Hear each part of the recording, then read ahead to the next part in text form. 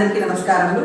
ఈరోజు నిత్యసురభి charitable trust మన పుట్టినీళ్ళు ఆశ్రమం ఆధ్వర్యంలో ఎయిమ్ ఫర్ సేవ కోవూరు నగర్ అనంతపురంలో అన్నదాన కార్యక్రమము అన్నప్రసాద కార్యక్రమం ఏర్పాటు చేశాము. ఈ కార్యక్రమంలో ట్రస్ట్ సభ్యురాలు ప్రభుత్వ ఉన్నతాధికారి గారు మనకు సహకారం అందించారు. ఎందుకంటే పిల్లలు బాగా చదువుకొని వృద్ధిలోకి రావాలనేది వాళ్ళ కోరిక. ఇక్కడ చక్రపాణి అన్న గారు పిల్లల్ని చాలా బాగా చూసుకుంటారు.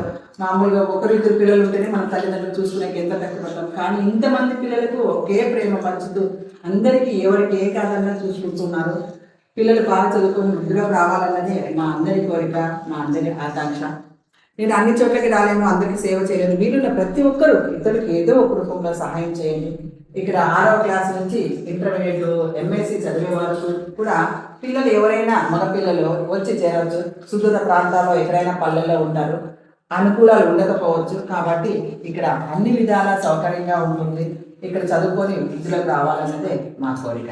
అందరూ బాగుండాలి. నేను నిత్యసురభి డాక్టర్ ఎస్ నిర్మలా మురళి. భోజనం చికెన్ బాగా నచ్చిందా?